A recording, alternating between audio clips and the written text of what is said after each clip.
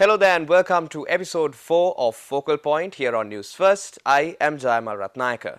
As we all know, Sri Lanka's economy is in dire straits, and here at Focal Point we are committed to finding solutions to the current crisis. And today joining us to discuss further on the matter is Chayu Damsinghe. He is the product head and also an economist attached to Frontier Research. Thank you very much, Chayu, for joining us today.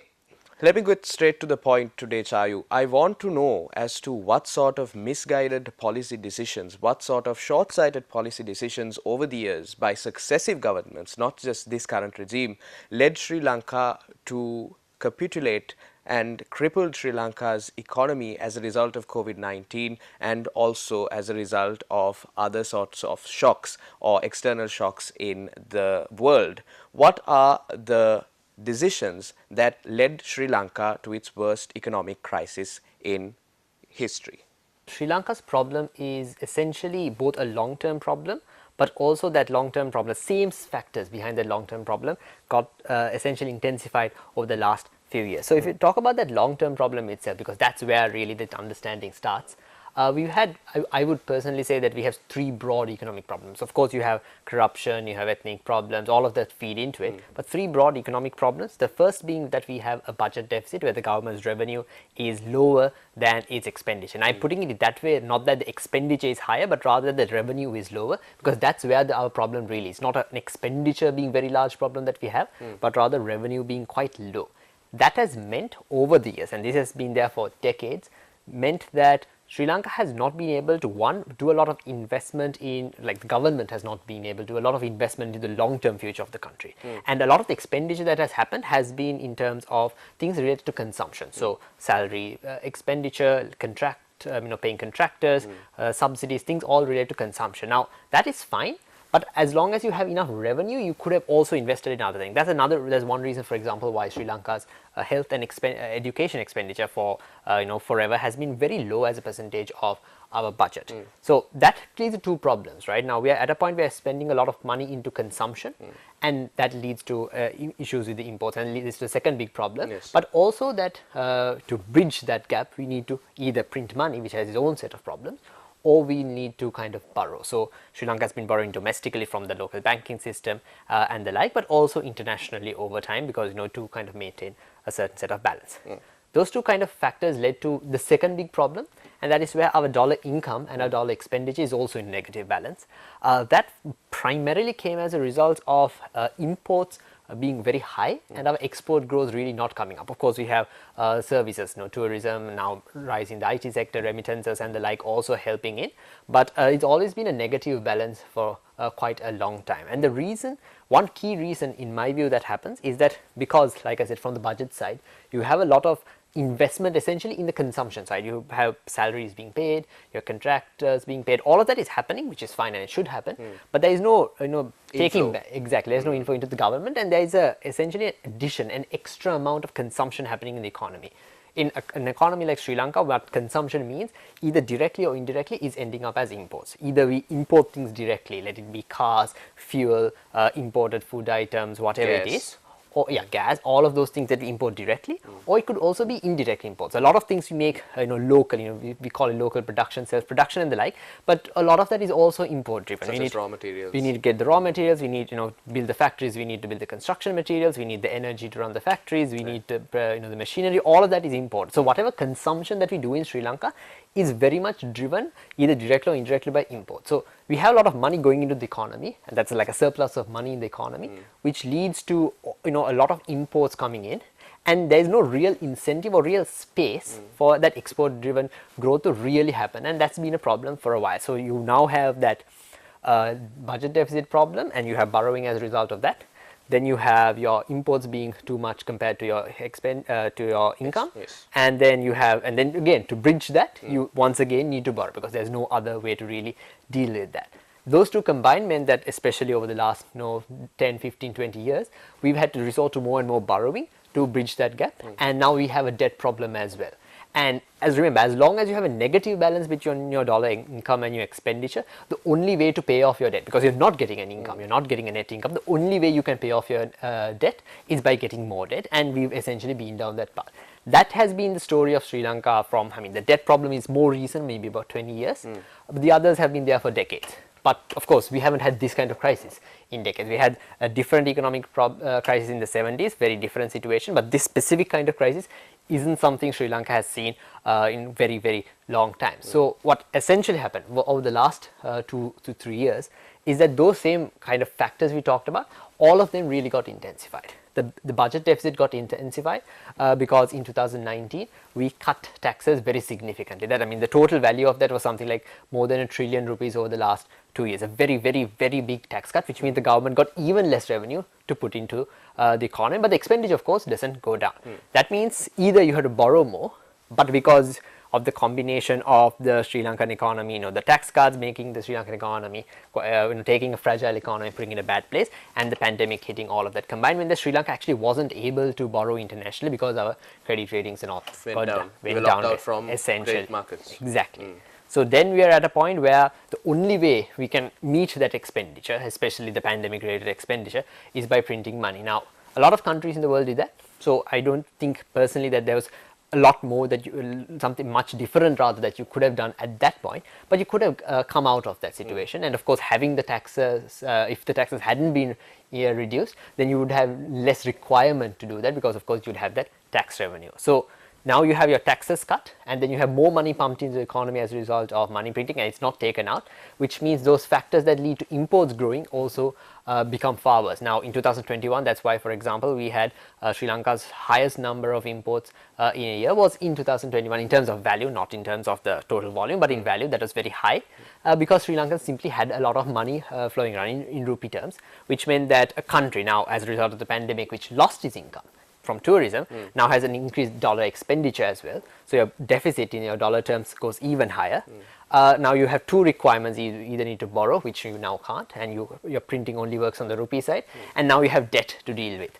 The only way, like I said, you can pay your debt off is either by if you have a positive dollar income, net income, or you borrow more. Now you can't borrow more. What you could do, and what the government ended up doing, was use up the reserves it had saved up over some period of time, and pay down. And now we're at a very, very critically low amount of reserves. End March, it was might have even been closer to about 2 to 3 days worth of import cover, which is ridiculously low.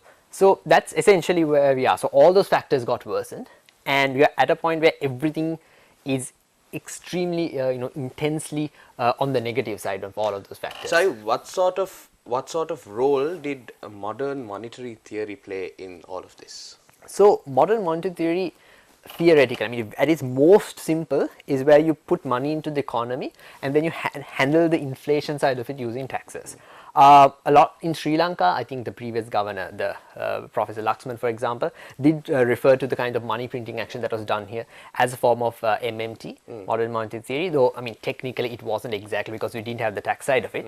But essentially how I look at it personally is that the ideas of MMT, which is mostly about putting liquidity and money into the economy in the idea that it will grow and inflation can be handled, that led to, in the Sri Lankan context, a lot of money printing, regardless of whether it was actually MMT or not. Now, essentially, so a lot of money printing, more money being printed means more consumption, more imports, more money going out of the country, more depreciation, without and any therefore sort of income. Exactly, you're not bringing any sort of income, you're just encouraging consumption directly or indirectly, and then that's why you have this huge depreciation, and then thereby the inflation, like, and in April it was somewhere closer to 30% for the Colombo index as well. So all of these very much, we had a fragile economy, there's no question about that. We've been having a fragile economy for a while, but it got really intensified over the last 2 years as a result of those tax cuts, as a result of the money being printed, and not taking other action, right? For example, keeping the exchange rate fixed, not letting that go properly, not talking to, let's say, the IMF early enough, not starting a debt restructuring process early enough,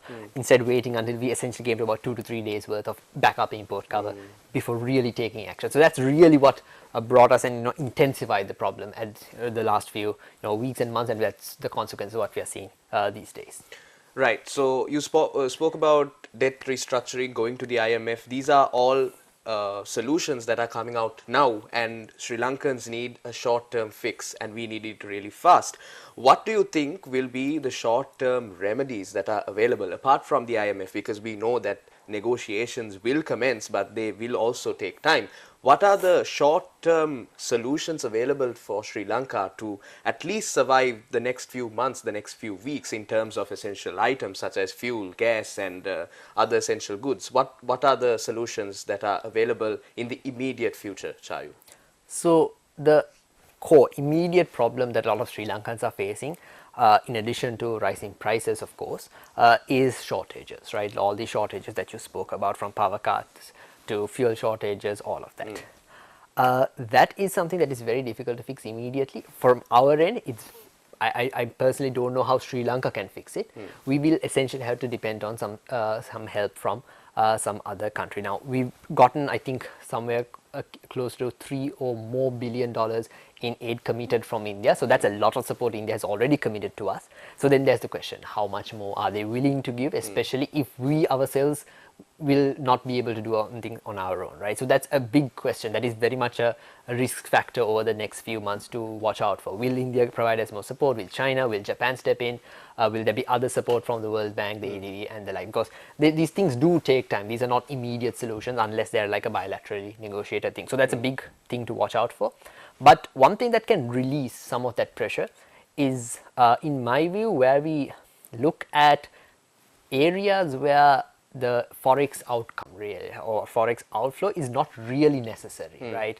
For example, is it really necessary to look at, for a lot of our imports, actually a significant part of our imports would be fuel. So where is that fuel really necessary, right? And how do we get to a point where the most necessary parts of the fuel expenditure happen in a way that is practical, that you can administer? Because putting up for something like a fuel rationing system is really difficult. You can't put a new officer to every petrol shed in the country, for example, right? So how do you do that? Do you do that with the market system? And if so, how do we manage the consequences, the difficulties that other people will face on the price hike side of things? So it is a difficult thing. But I think outside of the immediate term, where we essentially have to convince India that Sri Lanka is worth saving, through whatever way. So there might, of course, be other concessions that Sri Lanka is forced to give up in that. I don't know what those would be, of course, but there might be different conversations that the country would need to have. Let it be on the SOE side, whether there might be some asset sales or the like that we'll have to be forced to do, as opposed to starve. So there are those conversations that Sri Lanka will need to have and see what really fits the Sri Lankan requirement. But beyond that, it's very much those, the short-term problems that I mentioned, the tax cuts, the money printing, and the like, just those bad policies, you reverse them. It'll be tough for sure, there's no question about it. But over the next few months, after the next few months, the effects of those should end up creating the system, making the system more stable. Of course, one key thing we need is some sort of support to the most disadvantaged in our communities, the poorest of the poor in Sri Lanka. So some sort of wealth transfer system, for example, might be something that works. There is, as I recall, a World Bank project that would do that in a more I think targeted way that doesn't allow it to be politicized. And also there's some funding, I think, attached to that as well, as far as I know. So that would also mean that there is ability to do that, and also you do it in a way that doesn't burden the Sri Lankan system as well. So Chayu, let's talk about the medium to long-term future. When the dust settles, Sri Lanka needs to have a robust economic policy that doesn't cripple at dire straits such as this. How do you conceptualize, how do you create a framework and implement it that is sustainable and also that helps the economy to flourish and to develop over time? So then I can go back to those three big problems I talked about, right? The budget deficit, the current account deficit, and then the debt problem. Now, a big part of our debt problem is being dealt with the debt restructuring. That will take some time to continue, but we can expect some reduction of the debt amount that we have to pay. So let's say we've done enough on that side for now. Then the current account and the budget deficit side of things. So different people can argue and on which sides of those that you need to address it, right, and the means in which to address it. But ultimately, at its very basic level, what we need to do is reduce those two deficits, whether we do that by increasing revenue, whether we do that by cutting expenditure, whether we change the current account deficit by reducing, cutting down imports, or whether you do it by increasing exports and the like, is again something that Sri Lanka will have to discuss it. My personal opinion is that because Sri Lanka's revenue, especially tax revenue, is very low compared to other peer countries, that is one place that we need to change. That is, our tax revenue needs to increase, and increase significantly, and increase in a way that doesn't burden the poor, ideally in a way that helps, ideally in a way that it has more taxes on the wealthy and less on the poor. So we have a system that is quite regressive like that. We need to make it more progressive. On the import expenditure and the export earning side of things, my personal view is that there is space for our imports to reduce, but that shouldn't be done by an individual or a committee sitting down and saying, that import has to go, that has to go. Because also I think from what I know, it's only about somewhere around 10 to 15% of our imports that could be classified as luxury imports. The rest of it is either essentials, fuel, or different intermediate goods, different machinery, things like that. So I think in my personal view, the most fair way that we can create that situation is to allow prices to be well reflected and to allow competition to come in, so that Sri Lankans as a whole can decide, look, what are the things I want to spend my money on? Do I want to spend it on these essentials? Do I have enough money spent left over for these other things, whether we are importing it directly or whether we are producing it based off imported raw materials and the like? So in my personal view, allowing more real, for prices, for example, reflect reality, allows that to happen. But again, we need a very strong social safety net for us that to happen as well. Vulnerable sections. Exactly. So when that happens, I think, and when you let that situation happen, I think that creates enough incentive, especially if you have competition coming in. I think that creates enough incentives for the currently existing strong export earners that we can have, that can grow as well. For example, one would be the tourist sector. The apparel industry. Apparel as well. There might be a question about how much apparel can grow. But let's say apparel as well, since it's something that we do have. I think IT is the third, and then value-added agriculture is, in my view. These are industries that we already have, that we are already good at. So we don't have to create new industries from scratch. We don't need to incentivize new ideas to come up. We already have this. Investing in these, in my view, is the easiest, most straightforward way to grow our export expenditure, and that allows more income to come in. And of course, if we have the import side dealt with in a more fair way, I think not in a way that is distorted by different participants in that system, and I think that is probably the most fair way to get about it. Of course, different people can have different opinions on the specifics of those ideas, but my broad view personally is in that direction.